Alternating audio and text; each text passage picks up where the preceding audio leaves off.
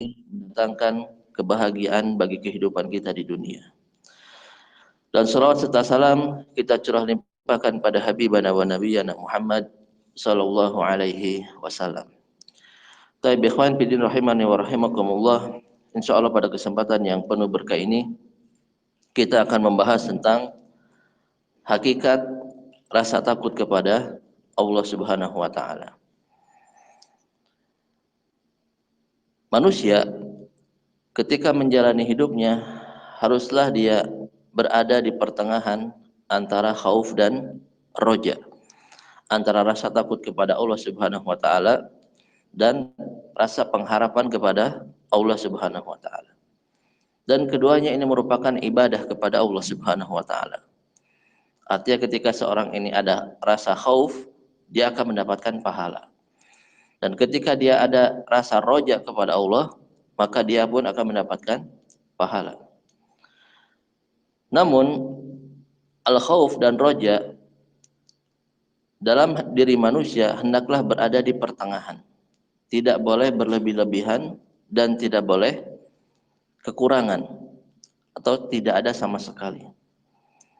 Ketika seseorang ini berlebih-lebihan dalam al-khauf, maka dampak negatifnya adalah dia al-qunut bin rahmatillah. Dia putus asa dengan rahmat Allah Subhanahu wa taala. Dan ketika seseorang ini berlebih-lebihan dalam roja, maka dia akan merasakan al-amnu min makrillah. Dia akan merasa aman dari azab Allah Subhanahu wa taala. Jadi ketika seorang ini berada di pertengahan, ya, tidak terlalu khauf dan tidak terlalu roja, maka akan menimbulkan semangat untuk beribadah kepada Allah Subhanahu wa taala. Dan hendaklah seorang manusia ketika berada dalam sehat, dia memperbanyak khaufnya sehingga dia takut untuk mengerjakan maksiat kepada Allah Subhanahu wa taala. Namun ketika dia berada dalam keadaan sakit, hendaklah dia memperbanyak ar-roja, ya, sehingga ada semangat, ya, untuk berjuang melawan rasa sakitnya. Dan al-khauf, ya, khauf itu dibagi menjadi 3.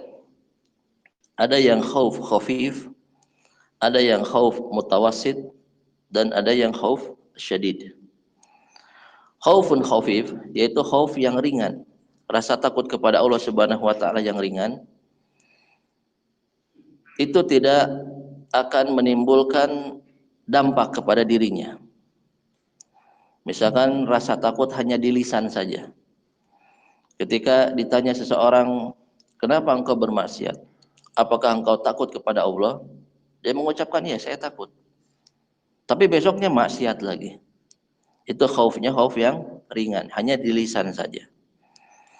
Lalu ada khauf mutawassit, khauf yang pertengahan.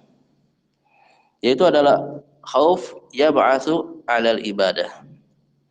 Yaitu khauf yang menimbulkan seseorang ini semangat beribadah kepada Allah Subhanahu wa taala. Ini khauf yang pertengahan. Dan ada khauf yang syadid, ya, khauf yang berlebih-lebihan. Itu adalah orang yang seperti ketika dia terlalu banyak dosanya, lalu dia sangat takut kepada Allah sampai dia putus asa dengan rahmat Allah Subhanahu wa taala. Atau orang yang sangat takut sekali, ya, sehingga berdampak kepada kesehatannya. Badannya jadi kurus, mukanya jadi pucat, terus menangis semalaman sampai pingsan atau sampai hilang akalnya. Ini khauf yang berlebih-lebihan. Dan ini pun buruk. Ini pun buruk. Maka seorang mukmin hendaklah berada di pertengahan. Ya, rasa takut kepada Allah Subhanahu wa taala pun harus berada di pertengahan. Tidak berlebih-lebihan dan tidak bermudah-mudahan. Sehingga ketika rasa takut di pertengahan itu akan menimbulkan semangat beribadah kepada Allah Subhanahu wa taala dan semangat bertobat dari dosa-dosanya. Taib, wa qala Imam Ibnu Qudamah rahimahullah fi kitabih Minhajul Qasidin, mukhtasar Minhajul Qasidin, syartu tsani minal kitabi fil khaufi wa haqiqatihi wa bayanu darajatihi wa ghairi dzalik. Yaitu pembahasan yang kedua. Karena pembahasan pertama adalah tentang ar-roja.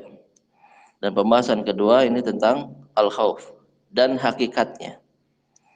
Dan pembahasan tentang derajat-derajat khauf, rasa takut kepada Allah Subhanahu wa taala. Ilam anna al-khaufa ibaratun an ta'allumil qalbi wa ihtiraqihi bisababi tawaqqu'il makruhi fil istikbar. Ketahuilah bahwasannya rasa takut kepada Allah Subhanahu wa taala merupakan ibarah atau merupakan ungkapan di mana hati ini merasa sakit, ya, dan merasa tidak nyaman disebabkan adanya kemungkinan yang dibenci yang terjadi kepada dirinya di masa yang akan datang. Itu namanya al-khauf. Jadi dia merasa takut, ya, terhadap kemungkinan buruk yang akan terjadi kepada dirinya di masa yang akan datang. Dan khauf ini kebalikan dari ar-roja. Kalau roja adalah pengharapan sesuatu yang disukai, al-mahbub, di masa yang akan datang. Itu namanya ar-roja. Namun khauf ini adalah sesuatu yang dibenci, yang akan terjadi kepada dirinya atau mungkin terjadi kepada dirinya di masa yang akan datang. Jadi sama-sama keduanya fil istiqbal, di masa-masa yang akan datang, baik khauf ataupun ar-roja. Semuanya terjadi di masa yang akan datang.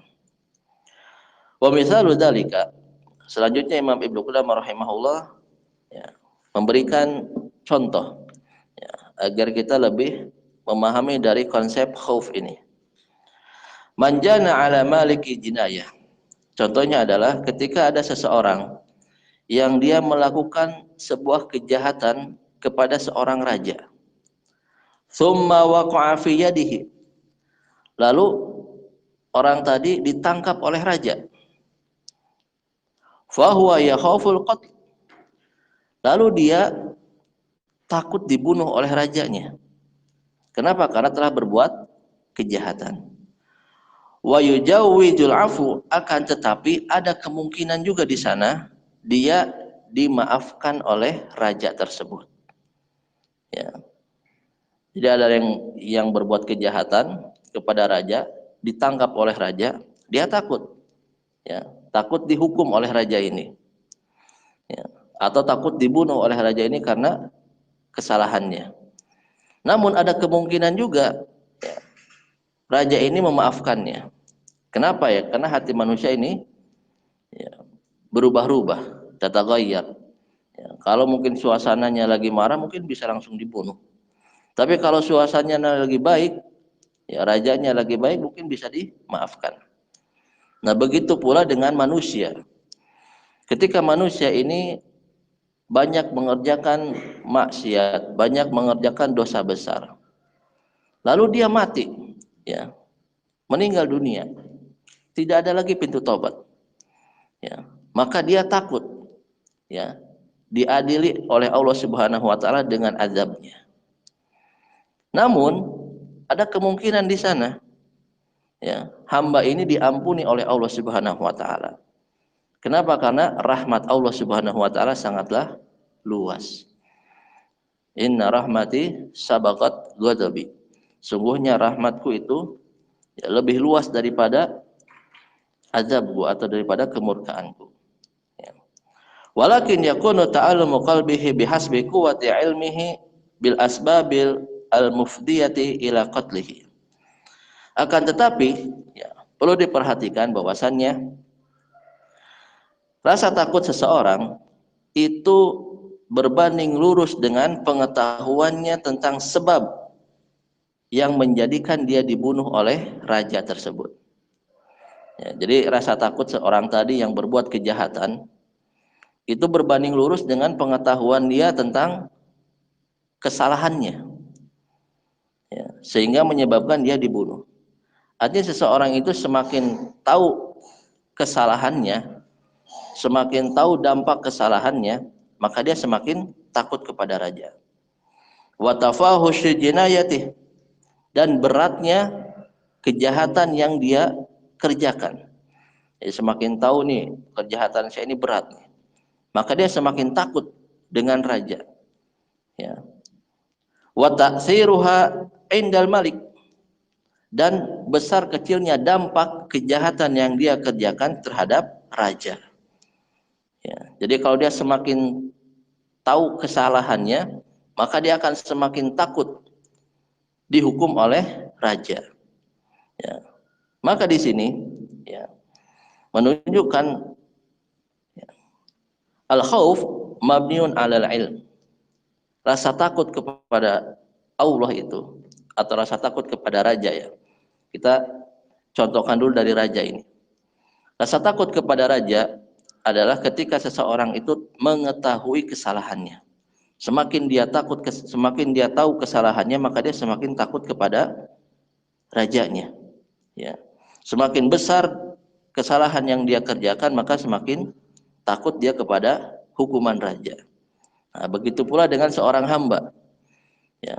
Semakin tahu dia besar dosanya, semakin tahu dia banyak kesalahannya, maka dia semakin takut bertemu dengan Allah Subhanahu wa taala.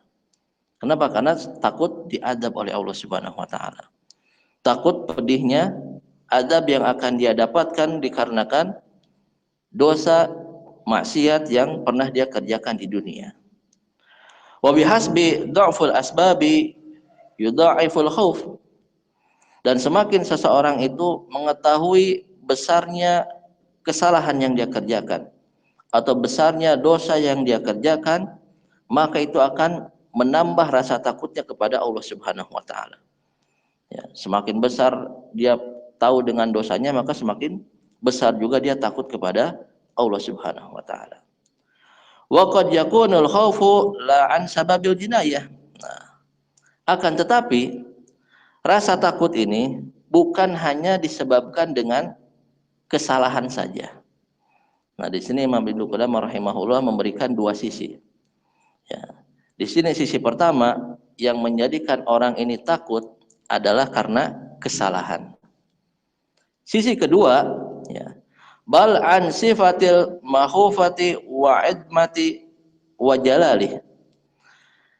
Sisi yang kedua, seseorang itu merasa takut ya kepada raja atau kepada Allah Subhanahu wa taala, ini disebabkan karena keagungan raja tersebut atau keperkasaan raja tersebut. Atau mungkin kekuasaannya yang banyak, ya. Maka rakyat ini takut kepada rajanya. Ya.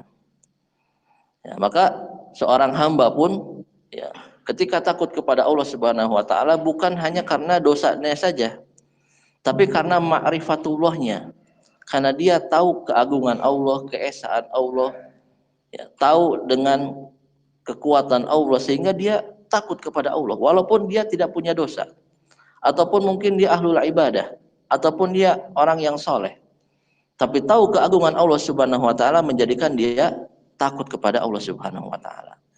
Ya. Nah,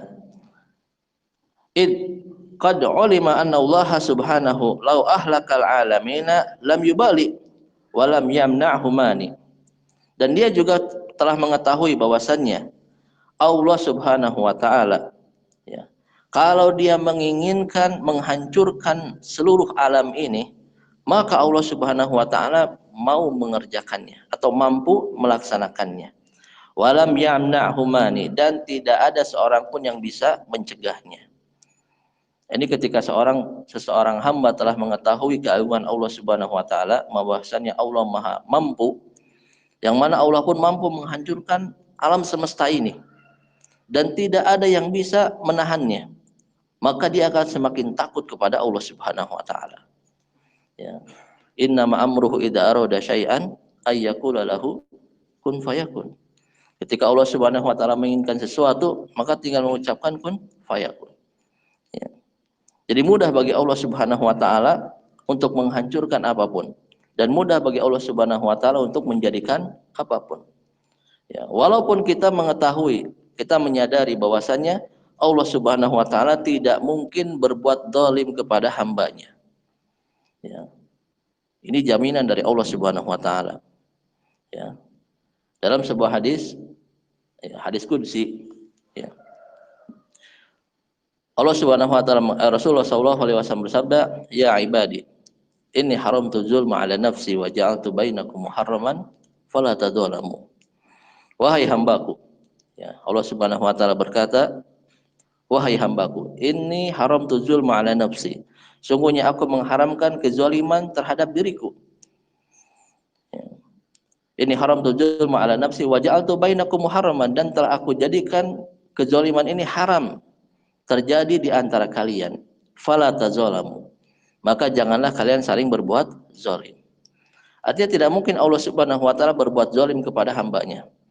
Orang yang berbuat amal soleh akan diberikan pahala, dan orang yang berbuat kejahatan, dosa akan mendapatkan siksaannya. Itu adalah keadilan dari Allah Subhanahu wa taala. Nah, namun di samping sisi lain, Allah Subhanahu wa taala mampu menghancurkan alam semesta ini. Ya. Itu karena kehendak Allah Subhanahu wa taala. Itu karena kemahakuasaan Allah Subhanahu wa taala. Dan sifat inilah yang menjadikan seorang hamba itu takut kepada Allah Subhanahu wa taala. Bukan karena dosanya, tapi karena tahu Allah Subhanahu wa taala Maha Kuasa. Wa bihasbi ma'rifatil insani bi'uyubi nafsihi. Maka semakin seseorang itu mengetahui dosa-dosa yang dilakukan oleh dirinya, wa bijalalillahi ta'ala wastighnaihi, dan semakin seseorang itu mengetahui, ya, bahwasannya Allah Subhanahu wa taala Maha Kuasa dan Allah Subhanahu wa taala tidak butuh kepada makhluknya, wa annahu la yus'al amma yaf'al, dan Allah Subhanahu wa taala tidak akan ditanya atas apa yang dilakukan oleh Allah Subhanahu wa taala, fayakunu khaufuhu, maka rasa takutnya itu akan bertambah kepada Allah Subhanahu wa taala. Artinya ketika seseorang ini menyadari dirinya penuh dengan kekurangan, sedangkan Allah Subhanahu wa taala penuh dengan kesempurnaan, maka semakin itulah seorang hamba rasa takut kepada Allah Subhanahu wa taala. Ya. Jadi rasa takut itu, ya, disebabkan oleh dua perkara. Yang pertama itu disebabkan karena dosa, karena kesalahan. Yang kedua disebabkan karena ma'rifatullah, karena tahu keagungan Allah Subhanahu wa taala, karena tahu kemahakuasaan Allah Subhanahu wa taala, sehingga seorang hamba takut kepada Allah Subhanahu wa taala. Wa akhwafun nasi arafuhum bi nafsihi wa rabbih, dan orang yang paling takut adalah orang yang paling tahu dirinya sendiri dan dia paling tahu kepada Allah Subhanahu wa taala. Ya. Semakin dia mengetahui kekurangannya, semakin dia mengetahui kelemahannya, semakin dia mengetahui ketidaksempurnaannya, baik dalam ibadah ataupun perkara yang lainnya, maka dia semakin takut kepada Allah Subhanahu wa taala. Dan semakin dia mengetahui kesempurnaan Allah, keagungan Allah, kemahaperkasaan Allah, maka dia semakin takut kepada Allah Subhanahu wa taala.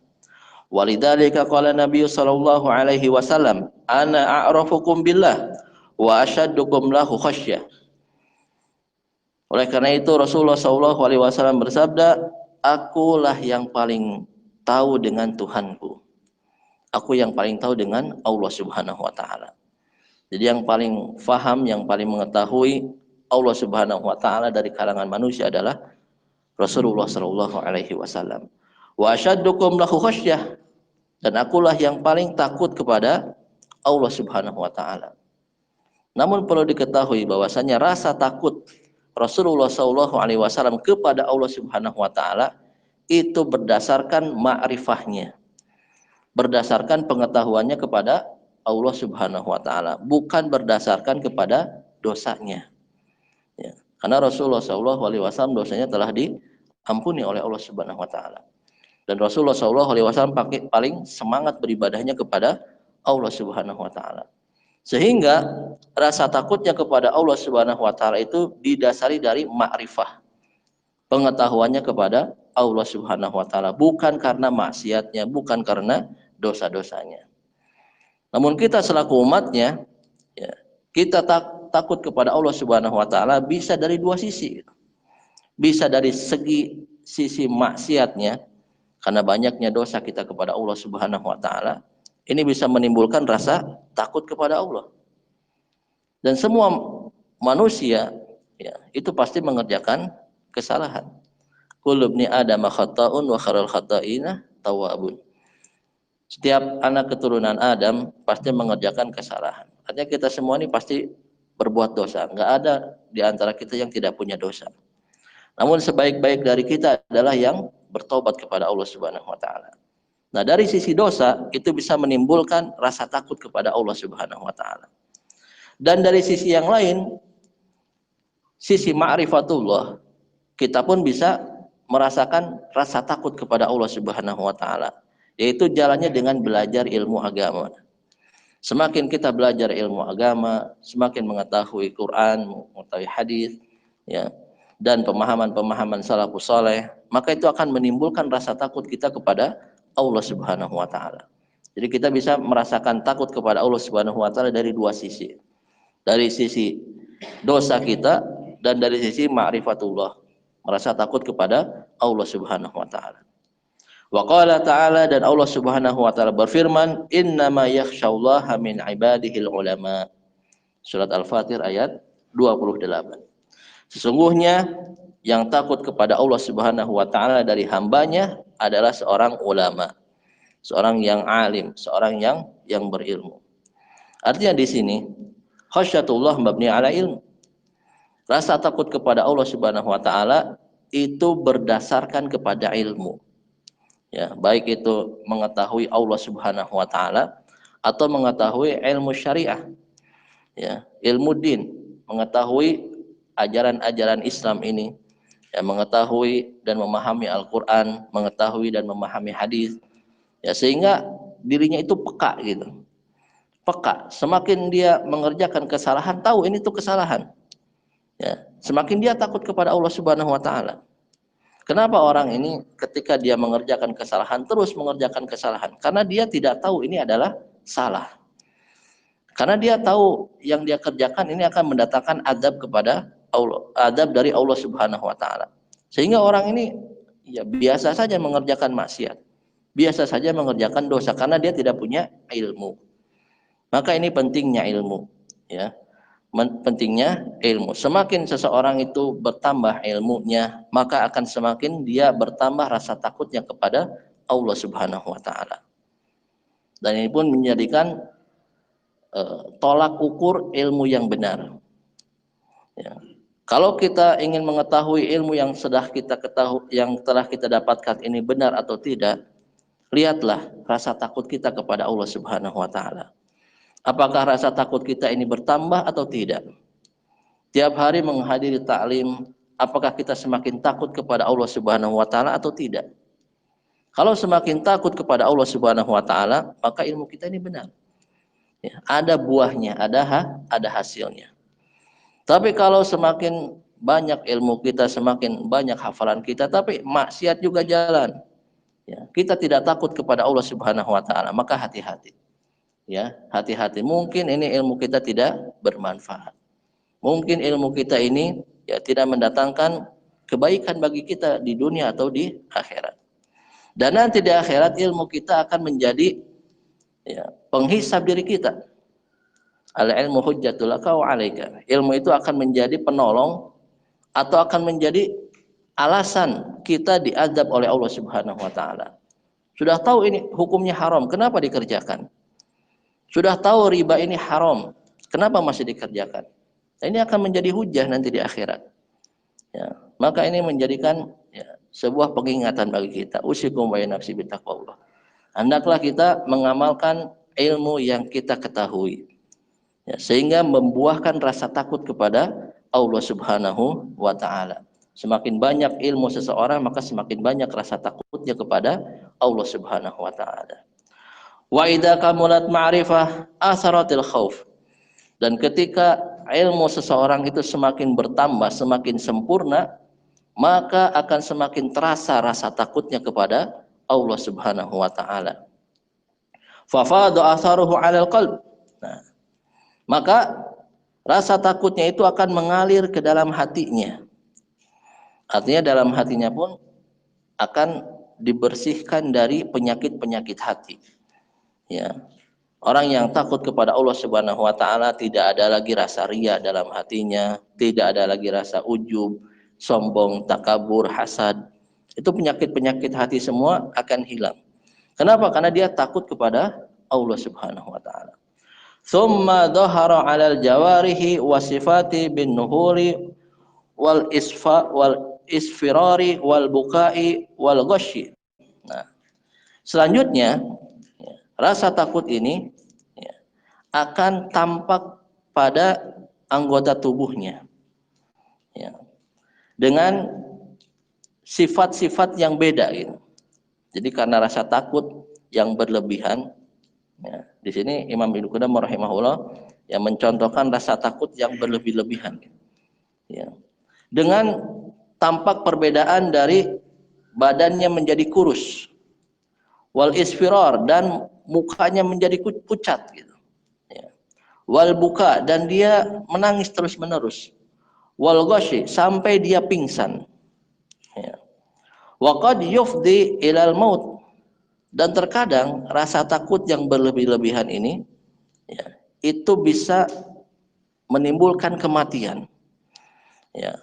Orang nggak makan kurus, lalu dia pucat, lalu dia nangis terus menerus. Ya, udah pucat, udah kurus, nangis terus menerus, maka bisa menimbulkan kematian. Wa qad yas'adu ila dimaghi fayufsidul aql. Dan terkadang rasa takut yang berlebih-lebihan ini bisa naik kepada otak, ya, sehingga bisa merusak akal manusia. Ya, orang yang terlalu takut, ya, sampai berlebih-lebihan, dia bisa stres, ya, otaknya rusak. Nah, ini adalah rasa takut yang berlebih-lebihan. Nah, maka ini dampaknya adalah negatif, ya, dampaknya nih negatif. Wa madhuru atharuhu 'ala jawarih. Nah, sedangkan ya, takut yang pertengahan, ya, yang mana dampaknya ini terlihat kepada anggota badan, ya, fabika fiha 'anil ma'asi, yaitu ketika seseorang ini, ya, meninggalkan perbuatan-perbuatan maksiatnya. Nah, ini adalah rasa takut kepada Allah Subhanahu wa taala yang pertengahan. Artinya rasa takut kepada Allah Subhanahu wa taala yang pertengahan adalah yang mendorong dirinya meninggalkan maksiat, mendorong dirinya meninggalkan dosa-dosa, lalu dia bersemangat untuk mengerjakan ibadah kepada Allah Subhanahu wa taala.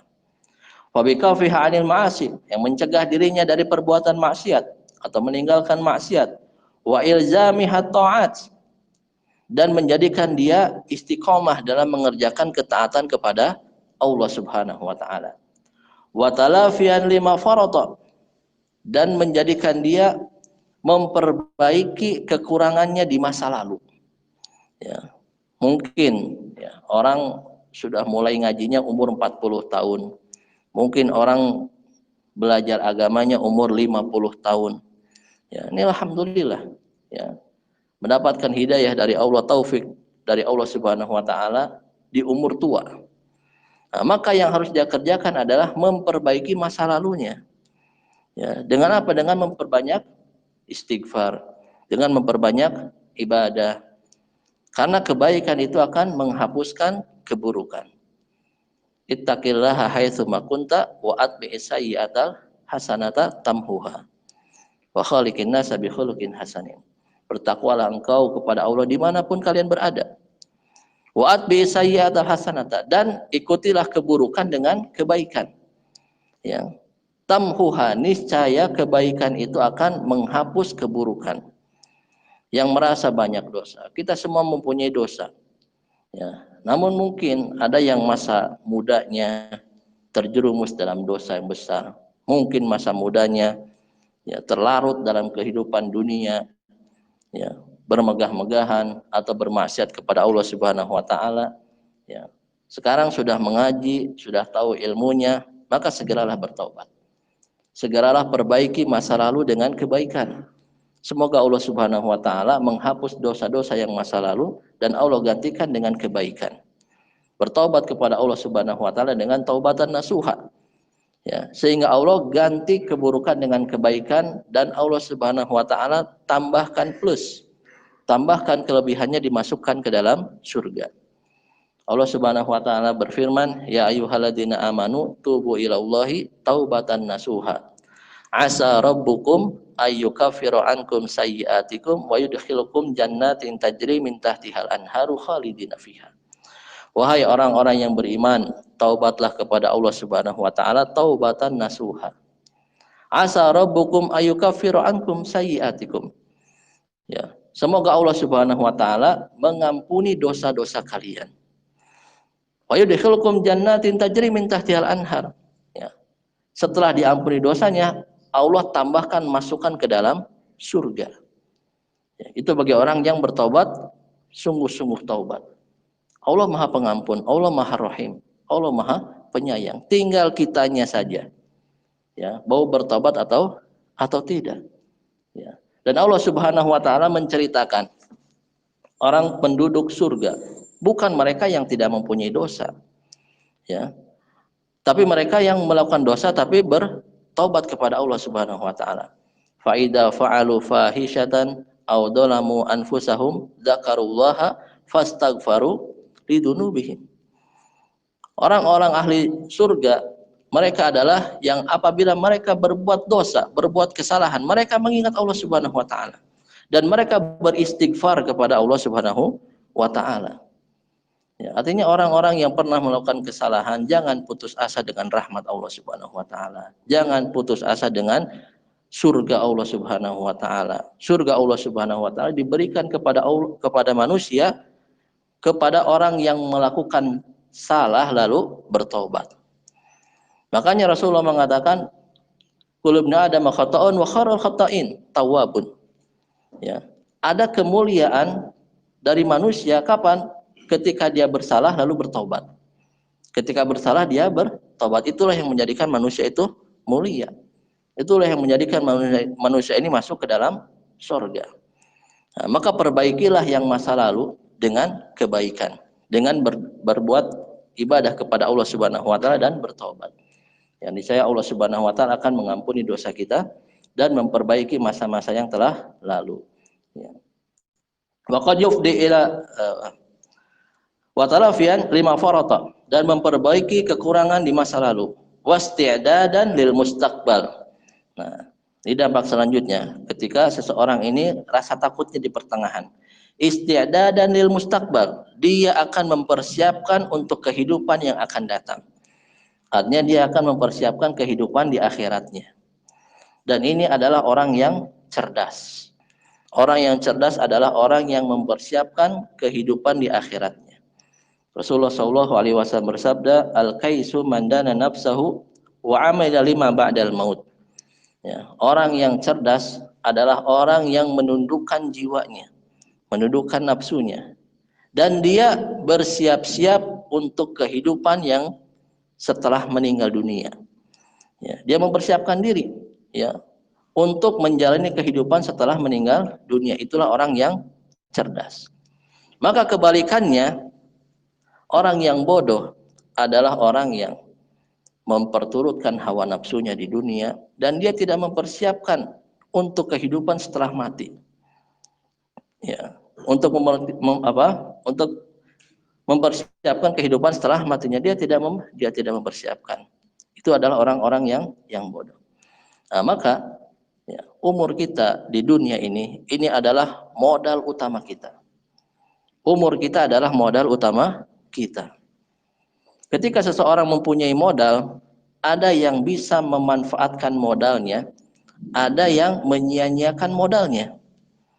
Orang yang menyia-nyiakan modalnya, maka dia akan bangkrut. Mau usaha apapun, kalau tidak bisa mengatur modal, bangkrut.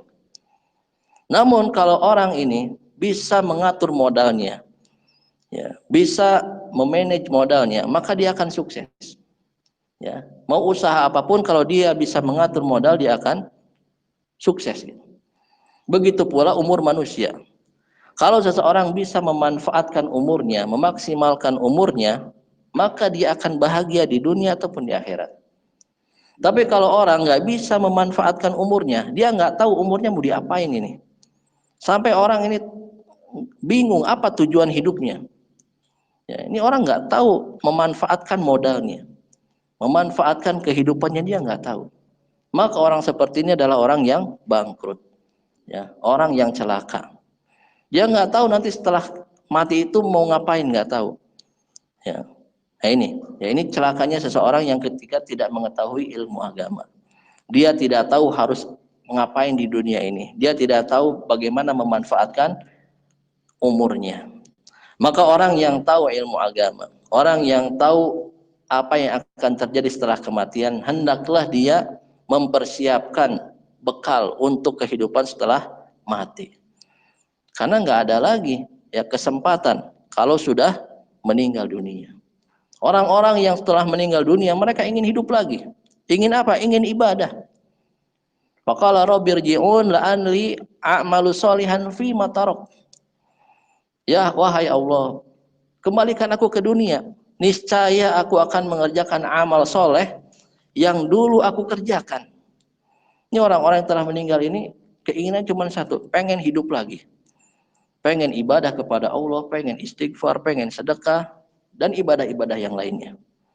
Nah kita, alhamdulillah masih diberikan umur, masih diberikan ya, kehidupan oleh Allah Subhanahu wa taala, masih terbuka pintu taubat, masih terbuka pintu ibadah. Maka maksimalkanlah umur kita untuk beribadah kepada Allah Subhanahu wa taala. Karena kita tidak tahu kapan kita meninggal. Mungkin sekarang, mungkin besok, mungkin lusa, nggak ada lagi. Ya, kita tidak tahu kapan ajal itu menjemput. Dan kalau sudah datang, barulah penyesalan yang didapati. Maka jangan sampai penyesalan itu terjadi kepada kita. Usikum ya bitaqullah. Maka hendaklah kita ya, mempersiapkan bekal untuk kehidupan setelah meninggal dunia. Qala ba'duhum man khafa adlaj. Ya, sebagian ulama mengatakan barang siapa yang takut kepada Allah Subhanahu wa taala, maka dia akan beribadah di saat malam. Adlaj ini duljah, jadi malam yang sangat pekat. Barang siapa yang takut kepada Allah Subhanahu wa taala, dia akan bangun di malam hari. Dia akan beribadah kepada Allah Subhanahu wa taala, meminta ampunannya dan meminta kebaikan di dunia dan di akhirat. Ya. Namun, ya, ketika seseorang ini mengaku-ngaku takut, ya, dia takut kepada neraka, menginginkan surga, tapi malam masih tidur ngorok, ya, maka tidak ada asar dalam takutnya itu. Ya, tidak ada bukti dari rasa takutnya. Nah, maka sebagian ulama mengatakan aku heran ya dengan manusia yang takut kepada surga dan takut kepada neraka, mereka itu sama, tidak ada bedanya. Artinya ya yang takut kepada neraka malam tidur, yang menginginkan surga juga malam tidur. Artinya nggak ada perbedaannya. Itu keanehan dari manusia. Ya. Karena kalau kita tanya semua manusia, pasti dia menjawabnya takut ke dalam neraka, ingin masuk ke dalam surga. Semua manusia pengen seperti itu. Tapi yang takut dengan yang ingin masuk surga, yang takut dengan neraka, sama-sama yang dia kerjakan di malam hari tidur. Maka ini merupakan keanehan dari manusia.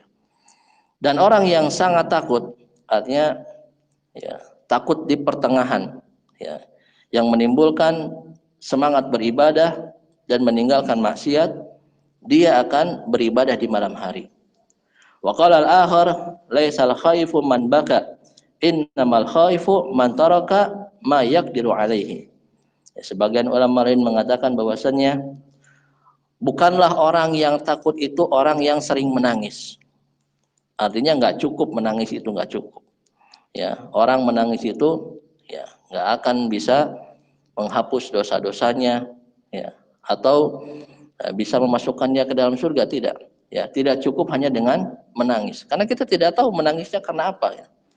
Ya, mungkin menangis karena permasalahannya, mungkin menangis karena sakit, ya kan? Al-khauf, ya. Jadi orang yang takut itu bukan hanya cukup dengan menangis, akan tetapi orang yang takut adalah dia mampu meninggalkan sesuatu yang di bawah kekuasaannya. Artinya orang yang takut adalah dia yang mampu meninggalkan maksiatnya. Orang yang takut adalah orang yang mampu meninggalkan dosa-dosanya. Itu adalah orang yang takut sesungguhnya. Karena ada orang yang bilang dia takut tapi ya tetap bermaksiat. Padahal maksiat itu mampu dia kerjakan, mampu dia tinggalkan. Padahal dosa-dosa tersebut mampu dia tinggalkan. Ya. Jadi orang yang takut kepada Allah Subhanahu wa taala adalah orang yang mampu meninggalkan maksiat, meninggalkan dosa-dosanya, lalu dia mampu beribadah kepada Allah Subhanahu wa taala. Itu adalah takut yang sesungguhnya. Baik. Dan selanjutnya Imam Ibnu Qudamah rahimahullah mengatakan wa min samaratil khauf. Nah, selanjutnya kita akan membahas tentang buah dari rasa takut. Ya, buah dari rasa takut. Wa min samaratil khauf annahu yaqma'u syahawat. Buah dari rasa takut bahwasanya rasa takut ini akan menekan syahwat seseorang. Ya. Dia itu akan ditekan syahwatnya, syahwat kepada perkara-perkara yang haram. Artinya di sini dia tidak akan mengikuti syahwatnya. La yastarsil bisyahwati. Dia tidak akan mengikuti syahwatnya. Kenapa manusia itu celaka? Ya karena dia mengikuti syahwatnya. Dia melampiaskan syahwatnya, ya dia menginginkan semua keinginan dari syahwatnya, maka inilah yang menjadikan seorang itu celaka. Maka ketika ada rasa takut kepada Allah, ya syahwatnya akan tertekan. Ya. Wa yuqaddiru ladzat, dan dia akan mengurangi ya kenikmatan-kenikmatannya. Ya. Baik itu kenikmatan di dunia, ya dari perkara-perkara yang halal, yang mubah, ya, ataupun ya dia akan menjauhi kenikmatan-kenikmatan dari maksiat kepada Allah Subhanahu wa taala. Ya. Dan dia akan rubah kenikmatan itu dengan kenikmatan beribadah kepada Allah Subhanahu wa taala. Jadi orang yang takut itu ya yang nikmat mubah saja ya beliau bukan mengharamkannya ya, tapi menjaga agar tidak terlena gitu dari kenikmatan-kenikmatan yang halal. Dia ganti dengan kenikmatan-kenikmatan beribadah kepada Allah Subhanahu wa taala. Artinya orang kalau sudah seperti ini, dia sudah tidak ada lagi keinginan bermaksiat kepada Allah Subhanahu wa taala.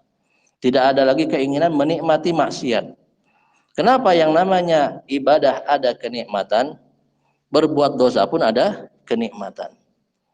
Ibadah ada kenikmatan, maksiat pun ada kenikmatan. Dan orang yang sudah menikmati ibadah, maka dia akan tidak merasakan nikmatnya maksiat. Begitupun sebaliknya, orang yang sudah menikmati maksiat, maka dia tidak akan merasakan nikmatnya ibadah. Ya, nggak mungkin malam sudah karaoke, mabuk, ya kan? Pulang ke rumah sholat tahajud, baca Quran, nggak mungkin.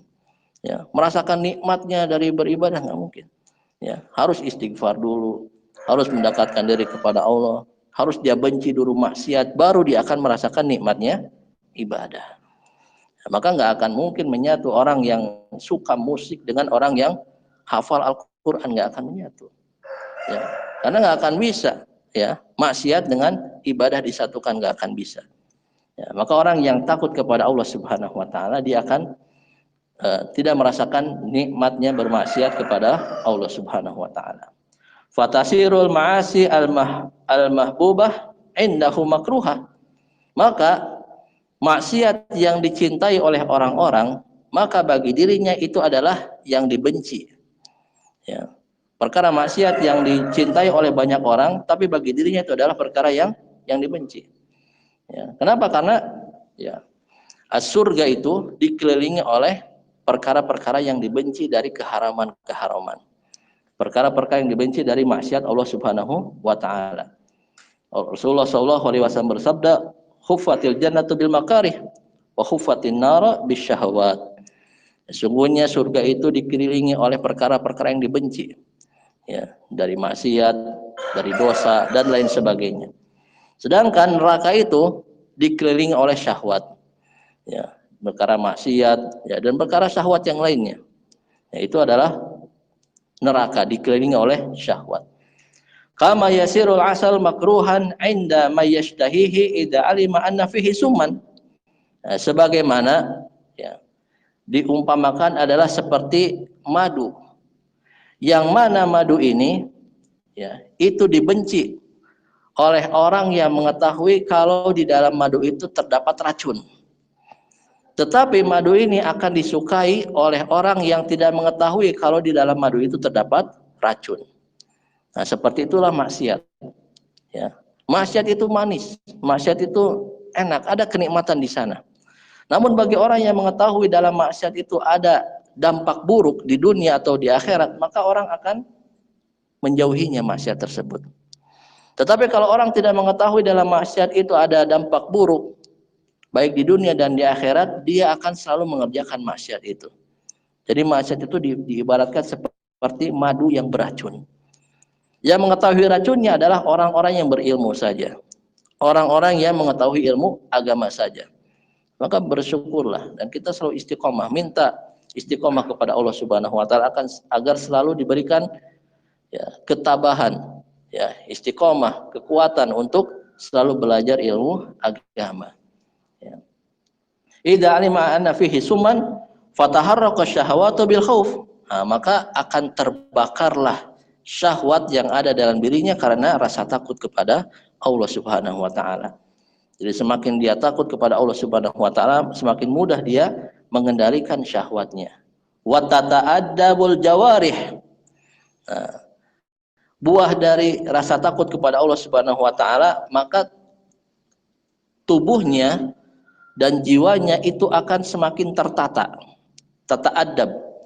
Maksud tertata di sini adalah semakin dia mudah mengerjakan perintah-perintah Allah dan Rasul-Nya, semakin mudah dia menjauhi larangan-larangan Allah dan Rasul-Nya. Maka manusia yang tertata adalah mereka yang semangat mengerjakan perintah Allah dan Rasul-Nya, semangat meninggalkan perintah Allah dan Rasul-Nya. Kalau orang yang masih kadang-kadang bermaksiat, kadang-kadang ibadah, ini masih acak-acakan gitu, masih semrawut gitu orangnya. Ya, jadi kalau dilihat dari benang, ya orang yang ahlul ibadah itu benangnya lurus-lurus gitu. Tapi yang kalau kadang maksiat, kadang ibadah, kadang maksiat, ya benangnya awut-awutan gitu. Nah, maka bagaimana kita untuk menata diri? Nah, orang kan banyak, saya ingin menata diri, pergi ke salon, nggak ada faedahnya. Jadi menata diri maksud di sini adalah menata kehidupan dengan mengerjakan perintah Allah dan menjauhi larangannya. Semakin kita berusaha kepada hal ini, maka hidup kita akan semakin tertata, semakin baik, semakin baik. Masalah kita akan semakin berkurang, semakin berkurang, semakin berkurang. Ketenangan akan semakin datang, semakin besar. Ya, Allah Subhanahu wa taala yang akan membantu menyelesaikan permasalahan kita. Nggak ada yang bisa menyelesaikan permasalahan dalam hidup kita kecuali Allah Subhanahu wa taala. Maka untuk mengundang ya, pertolongan Allah Subhanahu wa taala dengan ketakwaan.